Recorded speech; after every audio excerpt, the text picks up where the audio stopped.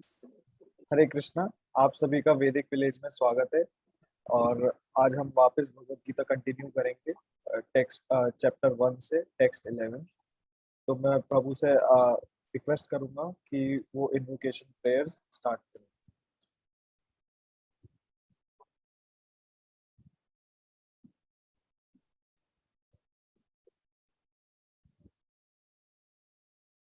ओम अज्ञानतिमिरान्धस्य ज्ञानाञ्जनशलाकया चक्षुरुन्मीलितं येन तस्मै श्रीगुरुवे नमः। श्रीचैतन्यमनोभीष्टं स्थापितं येन भूतले स्वयं रूप कदा मह्यं ददाति स्वपदान्तिकम्। वन्देऽहं श्रीगुरु श्रीयुतापदकमलं श्रीगुरू वैष्णवांश्च श्रीरूपं साग्रजातं सहगणा रघुनाथावितां सजीवं साद्वैतं सावधूतं परिजनसहितं कृष्णचैतन्यदेवं श्रीराधाकृष्णपादान् सहगण ललिता श्रीविशाखान्वितांश्च। हे कृष्ण करुणा सिंधो दीनबंधो जगत्पते गोपिका गोपिका कांत राधा कांत नमस्ते। सप्त कांचन गौरांगी राधे वृंदावनेश्वरी वृषभानुसुते देवी प्रणमामि। कांता कल्पतरुभ्यश्च कृपा सिंधुभ्य एव च पतितानां पावनेभ्यो वैष्णवेभ्यो नमो नमः। नमो विष्णुपादाय कृष्णपृष्ठाय भूतले श्रीमते भक्तिवेदान्ता स्वामिनिधि नामिने। नमस्ते सारस्वते देवी गौरवाणी प्रचारिणे निर्विशेषा शून्यवादी पाश्चात्य देशतारिणे। जय श्री कृष्ण चैतन्य प्रभु नित्यानंद श्री अद्वैत गदाधरा श्रीवासादि गौर भक्तवृंदा। हरे कृष्णा कृष्ण कृष्ण हरे हरे हरे राम राम राम हरे। Thank you.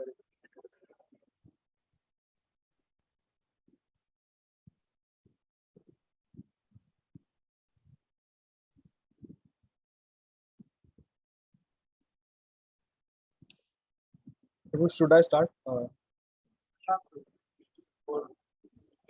वो टेक्स्ट 11 में जो जैसे जो दुर्योधन है वो अपने गुरु द्रोण के पास गए हैं, और अब वो उन्होंने मतलब वो बताया है कि कैसे सामने वाली जो जो जो जो सेना है उनके में इतने योद्धा हैं और ये सब ताकतवर है, पर हमारे पास जो कि भीष्म है, और अपने सारे योद्धाओं के बारे में बताते हैं। फिर बड़ी चालाकी से वो अपने उन सब मतलब सोच रहे हैं कि अगर क्योंकि मेरे पास भीष्म है तो आई शुड प्रोटेक्ट हिम, और ये जो भीष्म है ये सामने वाली पूरी सेना को खत्म कर सकते हैं अकेले ही।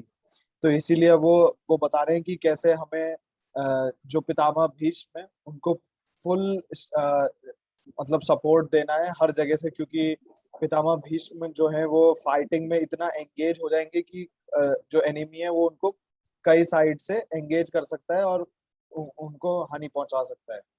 और वो इसीलिए अपने जो ये जो व्यू है उसमें उनकी अपनी सेना को उनको बता रहे हैं कि आपको यहाँ यहाँ पे रहकर भीष्म को बचाना है, क्योंकि क्योंकि जो भीष्म है वो अनडाउटेडली एक ग्रेटेस्ट हीरो है, और इसीलिए उनको सब बचाने के लिए वो कर रहे हैं। और दुर्योधन जैसे जो प्रभु ने भी कल बताया था कि जब द्रौपदी का चीरहरण हो रहा था तो तब भी ये लोग जो भीष्म, द्रोणाचार्य, कृपाचार्य, ये सब जो बड़े ग्रेट जनरल्स हैं, ये ये लोग तब भी चुप थे। तो दुर्योधन ये सोच रहा था कि अगर ये लोग उस दिन चुप रहे और मेरी साइड में मतलब रहे हैं, तो आज भी ये वैसे तो कोई शो नहीं करेगा, मतलब जो भी सामने वाले एनिमी के लिए कोई अपने हृदय में कंपैशन शो नहीं करेगा, पर फिर भी वो इस तरह की बात करके मतलब वो एक तरीके से वो उसको सुनिश्चित करना चाह रहे हैं। और भगवान ने उसी दिन, जिस दिन द्रौपदी का चीरहरण हुआ था, उसी दिन ये सोच लिया था कि ये जितने भी महारथी अधिरथी जो भी हैं, इन सब का अंत निश्चित है और ये इसके थ्रू इनका अंत होना ही है। तो वही जैसे कि जो भी, तो वो अभी भी यही जो दुर्योधन है वो यही होप कर रहा है कि इनका जो भी, अपने जो पांडु के जो पुत्र हैं उनके लिए जो अफेक्शन है वो जागे ना, इसीलिए वो इस तरह की डिप्लोमेटिक कूटनीतिक बातें वो करता है। तो अभी आगे जो है कि तस्य संजनयन तस्य संजनयन हर्षम कुरु वृद्ध पितामह सिंहनाद विनाद्योच्य शंखम ददमो प्रतापवान। तो ये इसी के बीच फिर जो पितामह भीष्म है, बिकॉज वो सबसे बड़े, वो सबसे एल्डर हैं, तो वो शंख वो बजाते हैं और उनका जो शंख है वो एक शेर की दहाड़ के समान वो सुनाई वो पड़ता है और दुर्योधन को उससे बहुत खुशी मिलती है। लेकिन प्रभुपाद जी परपोर्ट में एक बहुत ही मतलब जो जो है कि वो बताते हैं कि एक्चुअली में भीष्म जो है ये शंख केवल जो दुर्योधन है उसका कॉन्फिडेंस बढ़ाने के लिए वो कर रहे हैं, क्योंकि क्योंकि भीष्म पितामह बहुत परफेक्टली ये जानते हैं कि दुर्योधन की हार निश्चित है, क्योंकि कृष्ण जो है वो उनकी साइड में नहीं है। और इसीलिए ये जो है ये केवल उनको दुर्योधन, जो दुर्योधन है उसको चीयर करने के लिए, और कोई और किसी के लिए नहीं है। और पर फिर भी वो चूंकि प्रण ले चुके हैं और वो फिर भी अपना ड्यूटी जो है जो कि युद्ध करना है कुरुवंश की तरफ से, तो इसीलिए वो अपना ड्यूटी करेंगे और किसी को भी, कोई भी मतलब उसमें अपना वो उसको जो भी उनके जो सगे संबंधी है उनको नहीं छोड़ा जाएगा, ये सोचकर कि वो उनके सगे संबंधी है। तो तथा शंकश्च भैर्यश्च पानवानक गोमुख सहसेव भयनयंत सशब्दस्तुमलो भवान। तो ये जैसे ही उनकी सेना ने भीष्म का, जो कि एक तरीके से बड़े जनरल हैं, उनका वो सुना शंख, उसके बाद सभी ने अपने शंख नगाड़े और ढोल ये सब बजाना चालू किया, जो कि एक साउंड जो है वो बहुत तुमुलह टमल्टस था, मतलब बहुत ज्यादा और एक तरीके से बहुत बड़ा जो वाइब्रेशन होता है वैसा हुआ। इसके बाद अभी हम देखेंगे कि कैसे जो संजय हैं, हाँ, ही इज वेरी एक्सपर्ट, मतलब वो बहुत एक्सपर्ट हैं, जो अंडरलाइनिंग जिस तरीके से वो बताते हैं चीजों को धृतराष्ट्र को कि कैसे आपका हार पक्का है, तो वो उसी तरीके से उसको बताएंगे जैसा कि एक्चुअल में उन्हें दिख रहा है कि उन्होंने बस शंख बताया, उसके बाद सबका अभी अब वो बताएंगे कि पांडवों की ओर से किस तरह के शंख बजे और उनकी सेना का क्या उस पर रिएक्शन था। बता रहे हैं on the other side Krishna और अर्जुन जो हैं वो अपना जो उनका जो रथ है जो सफेद घोड़ों से घिरा हुआ है, यहाँ पे देख सकते हैं आप मेरे पीछे, ये ये जो उनका रथ है, तो इस पे उन्होंने उन दोनों उन दोनों ने अपने दिव्य शंख बजाए। अभी Prabhupada ji, now this is very important कि क्योंकि आप देखोगे कि इस श्लोक में दिव्य शंखो प्रधात्मतु, तो प्रभुपाद जी कहते हैं कि जो अर्जुन और कृष्ण के जो शंख हैं उनको दिव्य शंख कहा गया है, पर भीष्म के शंख को, भीष्म पितामह के शंख को कहीं पे भी उनकी पार्टी में से किसी भी शंख को दिव्य नहीं कहा गया। इसका कारण यह है कि क्योंकि जो भगवान है वो उनकी साइड में है और वो भगवान की इच्छा से युद्ध कर रहे हैं, तो इसीलिए उनका शंख भी दिव्य है, क्योंकि वो भगवान के काम आ रहा है, एक तरीके से भगवान का विश को पूरा कर रहा है, वो ये कर रहा है। उसके बाद फिर आगे बताते हैं कि जो चूंकि कृष्ण जो है वो पांडवों की साइड है, तो उन्हीं के साथ जो जो विजय है जो विजय है और जो भाग्य देवी है वो सभी पांडवों की साइड में ही है, क्योंकि भाग्य देवी जो लक्ष्मी जी हैं, जो भगवान की सदा सेवा में वो रहती हैं, तो जहाँ पे भी भगवान जाते हैं वहां पे लक्ष्मी जी जाती है। तो इसीलिए चूंकि अब भगवान पांडवों की साइड में है, तो लक्ष्मी जी जो है वो भी पांडवों की साइड में है, तो इसलिए अर्जुन की तरफ, अर्जुन के लिए दोनों विजय और भाग्य दोनों ही उनकी साइड में उनका इंतजार वो कर रहे हैं। और और जो और जो ये जो रथ है, ये जो दिख रहा है, ये एक्चुअली अग्निदेव द्वारा दिया गया है। और अग्निदेव ने ये जो रथ है, ये तीनों ही जगत में कहीं पे भी ले जाकर अगर इससे युद्ध किया जाए तो विजय वो निश्चित है। ऐसा ये रथ का वो क्वालिटी है।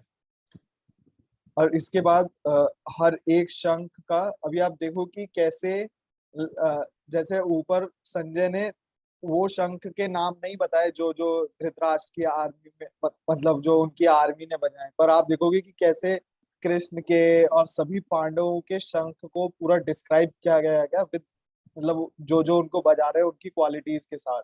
तो दिस शोज कि वो जो संजय हैं वो एक अंडरलाइन टोन में मतलब बता रहे हैं कि तुम्हारा हार निश्चित है। और ये देख लो इनके जो दिव्य शंख है वही उनकी ध्वनि ही कितनी खतरनाक है, तो अभी तो युद्ध होना बाकी है। तो फिर वो बताते हैं कि कैसे कृष्ण ने अपना पांजन्य वो बजाया, अर्जुन ने देवदत्त, भीम जो कि बहुत ज्यादा खाते हैं और बहुत ही बड़े बड़े जो असंभव जो कार्य हैं उनको करते हैं, उन्होंने अपना पौंड्रम बजाया। अभी आप देखोगे कि ये ये पहला वर्ष है जहाँ पे प्रभु जो जो पहली बार जब कृष्ण को किसी और नाम से वो कहा गया है, वो उन्हें ऋषिकेश के नाम से संबोधित किया गया है। तो प्रभुपाद जी हर एक समय पे ये चीज हर एक वर्ष में जहां जहां पे भी कृष्ण को दूसरे नाम से बताया गया है उसको एक्सप्लेन करेंगे कि क्यों इस वर्ष में भगवान को इस नाम से कहा गया है ना। क्योंकि अभी जो है भगवान जो है वो एक तरीके से वो जो है अर्जुन के सारथी बने, और यहाँ पे उनको ऋषिकेश कहा गया है। ऋषिकेश मतलब जो कि इंद्रियों के स्वामी है, केवल खुद की इंद्रिय नहीं सभी की इंद्रियों के जो स्वामी है। चूंकि हम सब उन्हीं के अंश हैं, तो हमारी जो इंद्रियां हैं वो भी उन्हीं का अंश है, तो इसीलिए वो सभी की इंद्रियों के स्वामी है। और ये जो चीज है इसके लिए प्रभुपाद जी यहाँ पे एक बहुत अच्छा लाइन लिखते हैं कि जो भी ब्रह्मवादी या इम्पर्सनलिस्ट होते हैं वो कभी भी जीवों की इंद्रियों के बारे में मतलब वो हमेशा है ना इसको डिस्क्राइब नहीं कर सकते, और वो हमेशा इसको ये ये कहते हैं कि इंद्रियां जो हैं वो अलग है, या इंद्रिय जो कोई भी जीव है वो सेंसलेस है या इम्पर्सनल है। वो इसीलिए नहीं कर सकते क्योंकि अगर आपको क्योंकि अगर हम बताएंगे कि हम जो जीव है उनकी इंद्रियां हैं, तो ये बताने पे फिर ये कॉन्सेप्ट भी लाना पड़ेगा कि हर बार हर जीव क्योंकि जो इंद्रियां हैं वो हर बार उसकी इच्छा से काम नहीं कर रही, तो वो उनको ये कॉन्सेप्ट फिर लाना पड़ेगा कि जो इंद्रियां हैं वो किसी और के इशारों पे काम कर रही हैं। तो इसीलिए वो इस कॉन्सेप्ट को ही गायब कर देते हैं जीवों में से कि उनकी इंद्रियां होती हैं। दिस इज लाइक ये एक बहुत ही अच्छा ये जो प्रभुपाद जी एक तरीके से डिबंक करते हैं इम्पर्सनलिस्ट को। तो भगवान जो है वो सभी की इंद्रियों के स्वामी हैं और सभी की इंद्रियों को उनके हृदय से निर्देश वो देते हैं। अभी जैसे हम लोग कॉमनली ये बात सुनते हैं, बड़े बड़े साइंटिस्ट या ये लोग बोलते हैं कि मेरे को ऐसे छठी इंद्रिय ने कहा कि ऐसा करना चाहिए तो मैंने ये कर दिया, या फिर मेरा गट गट फीलिंग था, ये सब भी बहुत ज्यादा मतलब वो हमें फिल्म में और इन सब में बहुत ज्यादा ये बोला जाता है।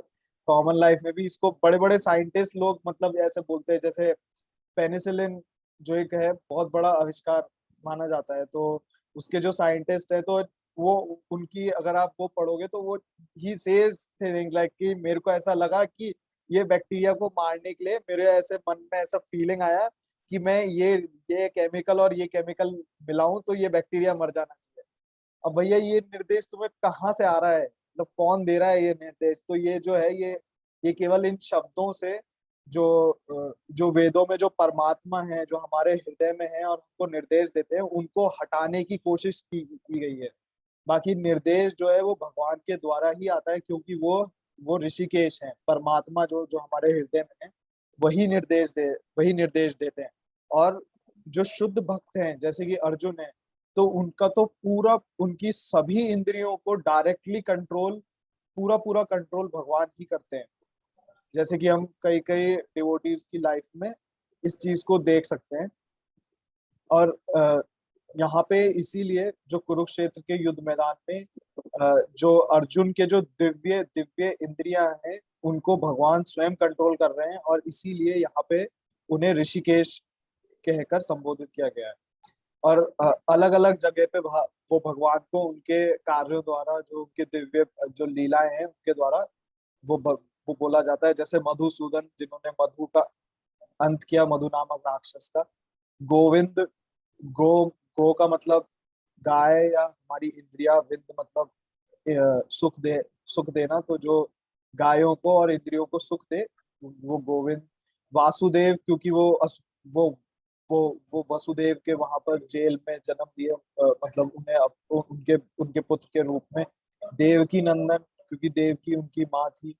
और यशोदा नंदन, क्योंकि उन्होंने अपना जो भी बाल्यकाल की जो लीला है वो जो है माता यशोदा को एक तरीके से गिफ्ट किए हैं, तो इसलिए उनका नाम वो यशोदा वो नंदन है। पार्थ सारथी, क्योंकि वो पार्थ जो है अर्जुन है और उनके वो सारथी बने हैं, तो इसलिए उनका नाम पार्थ सारथी है। और वो इसीलिए यहाँ पे जो जो जो जो ऋषिकेश है, और वो सारथी हैं, लेकिन वो डायरेक्शन, ऋषिकेश मतलब वो डायरेक्शन देंगे, तो वो अर्जुन को निर्देश देंगे, इसीलिए इनको यहाँ पे वो ऋषिकेश कहा गया है। और अर्जुन को इसी उसमें धनंजय भी कहा गया है। धनंजय मतलब जो कि धन अर्जन वो करे। तो वो जब महाराज युधिष्ठिर जो है अलग अलग यज्ञ करवा रहे थे, तो उसके लिए अर्जुन ने धन इकट्ठा किया था, इसलिए उनका नाम ये धनंजय पड़ा है। और भीम जो है वो वृकोदर है, क्योंकि वो बहुत ज्यादा खा सकते हैं, और उसके बाद वो उतना ही जो एक तरीके से असंभव जो कार्य है वो कर सकते हैं, जैसे कि हिडिंब नाम के राक्षस को मारना। और ये जो चीज है, जो जो कि शंख बजाना है, ये एक तरीके से जो आज के समय में जिसे हम वॉर क्राई वो समझ सकते हैं, वो है, क्योंकि इससे आपके जो भी सोल्जर्स हैं उन सब में एक एक कॉन्फिडेंस की लहर दौड़ जाती है, और वो मतलब लड़ाई के लिए पूरी तरीके से वो तैयार हो जाते हैं। मतलब ये उस समय का आप एक तरीके से समझ लो कि कंसाइज स्पीकर्स हैं, जो कि पूरा जैसा इमोशन मतलब उन लोगों को चाहिए होता था अपनी आर्मी से, उसी टाइप का शंख में से आवाज वो आती है, और सब में वैसा ही इमोशन आ जाता है कि अब हमें युद्ध के लिए तैयार हो जाना है। तो ऑन द और यही चीज जो जो प्रभुपाद जी ने ही कही है कि दूसरी साइड में इस तरह का कोई क्रेडिट नहीं है ना, वहाँ भगवान कृष्ण है जो कि सुप्रीम डायरेक्टर है। तो यहाँ पे जो प्रभुपाद जी है उनको डायरेक्टर बताते, सुप्रीम डायरेक्टर। ही डायरेक्ट्स ऑल थिंग्स, सबको निर्देशित करते हैं। उनकी दूसरे दुर्योधन की साइड में ना वो है, ना भाग्य देवी है, तो इसीलिए उनका तो हारना प्री डेस्टाइंड है, या हारना पक्का है। और यही जो ये जो अलग अलग शंखों से जो आवाज है, ये इसी का संकेत है। उसके बाद फिर आगे बताया गया कि कैसे अलग अलग जो पांडुपुत्र है उन्होंने अपने अपने शंख बजाए। तो इसमें जैसे युधिष्ठिर महाराज ने अपना अनंत विजय, नकुल सहदेव ने ये सुघोष और मणि पुष्पक, और जो काशी के जो धनुर्धर है उन्होंने the great Archer, the king of Kashi जो शिखंडी हैं, वो धृष्टद्युम्न, विराट, सात्यकी, द्रुपद, जो कि द्रौपदी के जो बेटे हैं, ये उन सब ने भी अपने अपने शंख बजाए। द्रुपद जो है वो द्रौपदी के पिता हैं, और उनके द्रौपदी के जो पुत्र हैं पांच, उन्होंने भी अपने अपने शंख बजाए। और ये जो है कि ये जो चीज वो जो संजय जो बहुत ही अच्छे से जो जिस चीज को वो बताते हैं कि Sanjay inform king Dhritarashtra very tactfully, कि ये जो शंखों का जो डिस्क्रिप्शन दिया है ना उन्होंने, कि कैसे एक एक शंख से ये इफेक्ट आ रहा है, तो ये बहुत ही संजय लाइक बहुत ही अच्छे से इस चीज को वो एक तरीके से इनडायरेक्टली उनको कह रहे हैं कि तुमने जो अपने जो ये जो एक तरीके से हठी धोखेबाज जो पुत्र हैं इनका साथ देकर केवल ये जो थ्रोन है इसके लिए ये अच्छा काम बिल्कुल नहीं किया है। तो इसीलिए सबका खत्म होना प्रॉपर मतलब पक्का है, कि चाहे वो शुरू बिल्कुल एकदम जो कुरुवंश के जो वो हैं एक तरह से हीरो हैं, भीष्म से लेकर अभिमन्यु तक सब सब लोगों का मरना निश्चित है। और ये सब जो जो पूरा जो ये कैटास्ट्रॉफी जो एक तरीके से पूरे वर्ल्ड पर जो कि आया है, ये केवल इसीलिए है क्योंकि धृतराष्ट्र ने अपने जो जो पुत्र हैं उनकी जो एक तरीके से दुर्नीतियां हैं, जो भी गंदे काम हैं, उनको एक तरीके से प्रोटेक्शन दिया और उसको फॉलो किया है। तो इसीलिए ये पूरा वर्ल्ड पे वो कैटास्ट्रॉफी जो जो धृतराष्ट्र तुम्हारे कारण ही आया है। हाँ प्रभु, एक्चुअली मेरा टाइम, हाँ तो टाइम हो गया मेरा 10 तो। मैं अपना स्क्रीन शेयर कर देता हूँ। यस यस प्रभु।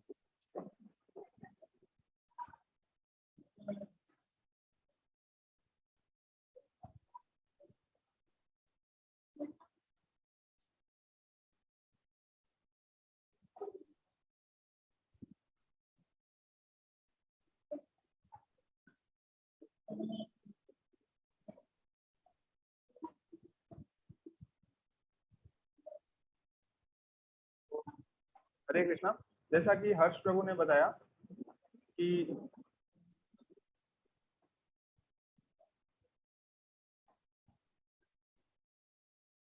11th वर्ष से मैं स्टार्ट करता हूँ। जो जो पॉइंट रह गए हैं, जो मेरे को यस यस बहुत अच्छे पॉइंट लगे, मैं उनको रिपीट भी कर दूंगा। तो यहाँ पे प्रभुपाद बताते हैं 11th वर्ष के अंदर, जैसे कि अयनेषु च सर्वेषु, मतलब उन सबको बोलने के बाद जो दुर्योधन है वो बोल रहा है कि अब आप सब जो योद्धा हैं, आप सबको क्या करना है, भीष्म पितामह को सपोर्ट करना है। तो ये तो एकदम क्लियर था कि भीष्म पितामह के बिना उनको जीतना नहीं पॉसिबल लग रहा था। बट अगेन प्रभुपाद बताते हैं कि इन यूजुअल डिप्लोमेटिक वे वो दोबारा सिचुएशन को एडजस्ट करने की कोशिश करता है, क्योंकि भीष्म पितामह की ज्यादा बड़ाई होगी तो दुर्योधन फिर सोचता है, मतलब एक क्रिकेट पर्सन होता है वो, उसके दिमाग में कैसे ये सब चीजें चलती रहती हैं। उसको लगता है कि मैंने उनको सेटिस्फाई कर दिया तो वो अंडर कॉन्फिडेंट नहीं हो जाए। तो वो क्या करता है कि undoubtedly Bhishma Pitamah great hero है, बट वो क्या है, ओल्ड मैन है ना। उसका भाव ये था कि वो कितने भी योद्धा है बट ओल्ड मैन है, इसलिए आप सब उनको सपोर्ट करें। तो दोनों तरफ से चित भी मेरी और पट भी मेरी। हम देख सकते हैं कि दुर्योधन जो था बहुत ही एक श्रूड पॉलिटिशियन था। और प्रभुपाद ये भी बता रहे हैं कि हाँ, जैसा प्रभु ने ऑलरेडी बता दिया, ये मैंने कल भी एक्सप्लेन कर दिया था कि क्योंकि उसको भरोसा था कि द्रौपदी के चीरहरण के वक्त ये नहीं बोले तो नहीं बोलेंगे। और फिर यहाँ पे दोबारा, यहाँ पे सब चीजें एकदम सब लोग समझ रहे हैं, वो कितना अंडरस्टैंडिंग पीपल है, वो कितना सभी लोग कितना एक हिसाब से समझते हैं। तो भीष्म पितामह भी जो बोल रहे हैं अब दोबारा, सॉरी, भीष्म पितामह जो शंख नाद कर रहे हैं उसके अंदर वो इसलिए कर रहे हैं क्योंकि वो दुर्योधन का इनर मीनिंग जान सकते हैं। क्योंकि दुर्योधन इतनी राजनीति क्यों खेल रहा है, युद्ध के मैदान में क्यों इतनी सब चीजें कर रहा है, कभी इसकी बढ़ाई कभी उसकी बढ़ाई, ये सब क्यों कर रहा है, तो जान जाते हैं कि ये घबरा रहा है। तो वो जस्ट उसको एक नेचुरल कंपैशन, उनको दया आती है अपने पोते के ऊपर, ये बेचारा हार गया बट ठीक है, मैं अपनी ड्यूटी को करता हूँ। और जो विक्ट्री है वो तो दुर्योधन की होनी है नहीं। भीष्म पितामह को भी बहुत अच्छे से पता था। बट यहाँ पे प्रभुपाद लास्ट में एक लाइन बोलते हैं, but it was his duty to conduct the fight and no pains would be spared in that connection. This is Kshatriya spirit. एक क्षत्रिय को कुछ भी पता होता है, but no pains will be spared. Still कोई भी दुख हो भले ही, but fight होने। और ये जो साउंड थे, ये कंबाइंड साउंड वाज जुमतुलस व्हाइट हॉर्सेस का। प्रभु ने ऑलरेडी बता दिया कि ये जो कॉन्सेल थे वो ट्रांसेंडेंटल थे, हम हर्ष प्रभु के पीछे देख भी सकते हैं, व्हाइट हॉर्स थे। और प्रभु बात यहाँ पे बताते हैं परपट के अंदर, जयस्तु पांडु पुत्राणाम येषाम पक्षे जनार्दना। ये एक बहुत इंपॉर्टेंट लेसन है हम लोगों के लिए कि प्रभु बात यहाँ पे बता रहे हैं कि जयस्तु पांडु पुत्राणाम येषाम पक्षे जनार्दना, जिसके पक्ष में जनार्दन है, जिसके पक्ष में भगवान श्री कृष्ण है ना। अर्जुन ने सिर्फ ये एक बुद्धिमत्ता का काम किया सबसे बड़ा, कि उन्होंने कहा कि मेरे को कृष्ण चाहिए, और इस वजह से ये सुनिश्चित था। तो हम भी प्रभुपाद यहाँ पे वर्ड यूज ले रहे हैं, persons like the sons of Pandu, मतलब जिनकी मेंटेलिटी पांडु के सन की जैसी होती है, मतलब जिनकी मेंटेलिटी अगर अर्जुन जैसी होगी कि वो किसी भी कैलामिटी के अंदर वो भगवान को अगर पकड़ना चाहेंगे तो विक्ट्री और ये जो गुड फॉर्च्यून है ये बाई प्रोडक्ट है उस चीज का। कृष्णा को पकड़ने के बाद में जैसे बोलते हैं कि यम लब्ध्वा च परम लाभम मन्यते नाधिकम तथा। कृष्णा वो है जिनको पाने के बाद में और कुछ पाना शेष नहीं रह जाता, है ना। कल भी हम यही बात कर रहे थे कि पेड़ की रूट में पानी डाल दिया, इसका मतलब ये नहीं है कि बाकी चीजें नेग्लेक्ट हो जाएंगी। रूट में अगर पानी डाल दिया तो बाकी चीजें बाई प्रोडक्ट है, बाकी सब चीजें। उसी तरीके से अगर कृष्णा को किसी ने एक्सेप्ट कर लिया then all other things, victory, opulence, last में भगवत गीता में दोबारा बताएंगे भगवान कि यत्र योगेश्वरा कृष्ण यत्र पार्थ धनुर्धरा तत्र श्रीर विजया भूतिर मतिर नीतिर मम। तो ये सब चीजें बाई प्रोडक्ट है। कृष्णा को एक्सेप्ट करने का बाई प्रोडक्ट क्या क्या है? विक्ट्री, ओपुलेंस, फॉर्चून, ये सब चीजें जस्ट एक बोनस है कृष्णा को लेने का। तो ये हमारे लिए बहुत इंपॉर्टेंट लेसन है। एंड देन प्रभुपाद आगे बताते हैं इसके अंदर ऋषिकेश प्रभु ने बहुत अच्छे से समझाया कि क्योंकि कृष्णा सब सेंसेस के ओनर हैं और इसमें प्रभुपाद बोल रहे हैं कि he directs in terms of the surrender of the living entity. वो ऋषिकेश तो है लेकिन वो डायरेक्ट करते हैं। कृष्ण बोलते हैं आगे भगवत गीता में भी भगवान श्री कृष्ण बताएंगे ये यथा माम प्रपद्यन्ते ताम तथैष भजाम्यहम्। मतलब जो उनको जिस डिग्री में सरेंडर करता है भगवान उसको उस हिसाब से गाइड करते हैं। और एकदम फैक्चुअल है ये गाइडेंस। जैसे प्रभु ने एग्जांपल भी दिया उस चीज का कि यूरेका ये मूवमेंट कई बोलते हैं ना, इतना एफर्ट करते रहते हैं बट मैक्सिमम जो बोलते हैं ना, इवन थॉमस एल्वा एडिसन ही सेज कि किस तरीके से उन्होंने, है ना, ये सब चीजें जो भी होता है, इवन टेस्ला का भी जो हम पढ़ेंगे तो साइंटिस्ट भी बोलते पता नहीं अचानक कैसे हो गया। ऐसा नहीं है कि हर चीज को इंटेंड किया गया था। तो देन कहां से वो आइडियाज आ रहे हैं कोई आदमी ये नहीं बता रहा, क्योंकि ये चीजें इतनी सटल लेवल पे एक्ट कर रही हैं। ये इतना इंटीग्रेटेड है मेरा सिस्टम, माइंड, बॉडी, ये सब चीजें कि मैं सोच रहा हूँ ये आइडिया मैं जनरेट कर रहा हूँ। तो कोई भी बाहर से ट्राई नहीं कर रहा है कि भाई मेरे को बिजनेस स्टार्ट करना है। अब कोई भी उन आइडियाज को जनरेट नहीं कर रहा है। मैक्सिमम चीजें जहां से आ रही हैं वो फाउंटेन हेड, जहां से ये सब चीजें आ रही हैं, नए नए आइडियाज निकल रहे हैं, है ना। कृष्णा बोलते हैं कि सर्वस्व चाहम हृदि सन्निविष्टो अतः स्मृति ज्ञानम अपोहनम च। हम कोई भी चीज को याद करते हैं, एक्चुअली ये भगवान अंदर से आइडिया जो इंटेलिजेंस है कौन देता है? ददामि बुद्धि योगम तम, कृष्णा देते हैं। हार्ट में परमात्मा बैठे वो देते हैं। बट क्योंकि हमें भी अपना फॉल्स ईगो सेटिस्फाई करना है इसलिए ठीक है ना, भगवान ने भी फैसिलिटी दी है कि चलो ठीक है भाई तुम जो है वो एक हिसाब से राजा बनने का नाटक कर लो, है ना। अल्टीमेटली यही है, हम बोलते हैं भी मैंने ये कर दिया, I did that. Actually we do nothing. Krishna says that अहंकार विमूढ़ आत्मा करता इति मन्यते। मूर्ख आदमी वो सोचता है कि मैं इस चीज का एक्टर हूँ। तो इसके अंदर एक छोटा सा पार्ट तो, और प्रभुपाद बोल रहे हैं कि अगर प्योर डिवोटी है तो कृष्णा उनके जो सेंसेस है उनको डायरेक्टली कंट्रोल करते हैं। और ये हम एग्जांपल देख सकते हैं अर्जुन लास्ट में बोलते हैं स्मृति लब्ध्वा करिष्ये वचनम तवा। पूरी तरीके से सरेंडर हो जाते हैं, एग्जैक्टली वैसे एक्ट करते हैं। Arjun acts in toto what lord Krishna says to him.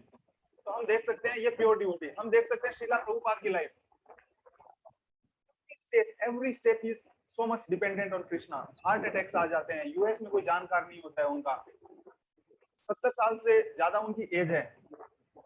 और वो जो है वहां पे अगर हम पास टाइम पढ़ते हैं प्रभुपाद का उस टाइम का, तो वो क्या करते हैं जब यूनाइटेड स्टेट्स में वो जाते हैं तो स्ट्रगल कर रहे होते हैं, उनको कोई ज्यादा सफलता नहीं मिलती है।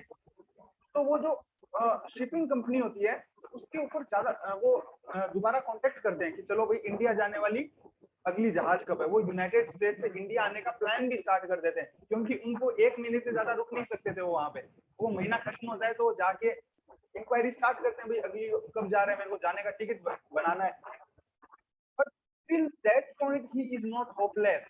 वो बोल रहे हैं ठीक है जाना है तो जाना है, जब तक नहीं जा रहा हूँ लेट मी ट्राई। वो पॉइंट तक वो कृष्णा की मतलब कृष्णा की transcendental sweet will pay dependent रहते हैं प्रभुपाद। और वो एकदम पॉइंट तक एफर्ट करते रहते हैं। एंड देन वी नो कि क्या होता है वहां पे 26 सेकंड एवेन्यू, वहां पे वो सब अलग फिर पूरा पास टाइम है। सो ऐसे हम देख सकते हैं कि कैसे कृष्णा प्योर डिवोटीज की लाइफ के अंदर एकदम अपन देखते तो मिरेकल लगता है, उनके लिए कोई मिरेकल नहीं है, क्योंकि कृष्णा के लिए कुछ भी मिरेकल नहीं है। देन एक बहुत इंपॉर्टेंट पॉइंट था कि भगवान को अलग अलग नामों से संबोधित किया जाता है उनकी एक्टिविटीज के अनुसार। तो वेदों में कहा जाता है कि न तस्य कार्यम करणम च विद्यते, sorry no not this word, मैं वो वर्ड श्लोक भूल रहा हूँ, बट जो इम्पर्सनल श्लोक है वो उसको गलत तरीके से ट्विस्ट करते हैं। बोला जाता है कि भगवान का कोई नाम नहीं है ना, उनका कोई नाम नहीं है वेदों में। प्रभु यू कैन कोट दैट श्लोक इफ यू रिमेम्बर, कि नहीं भगवान नहीं के कोई हाथ नहीं है, भगवान का कोई नाम नहीं है, you can remember that? No no Prabhu अभी तो हाँ, तो ऐसा एक श्लोक है कि भगवान का कोई नाम नहीं है, भगवान का कोई हाथ नहीं है, कोई पैर नहीं है ना। तो प्रभु बात एक्सप्लेन करते हैं, यस भगवान का कोई नाम नहीं है ना, देयर इज नो नेम, एक सुप्रीम लॉर्ड का कोई नेम नहीं है, ये सच बात है। बट फिर भी उनको हम संबोधित करते हैं जो उनकी क्वालिटीज और रिलेशन है उनको लेके।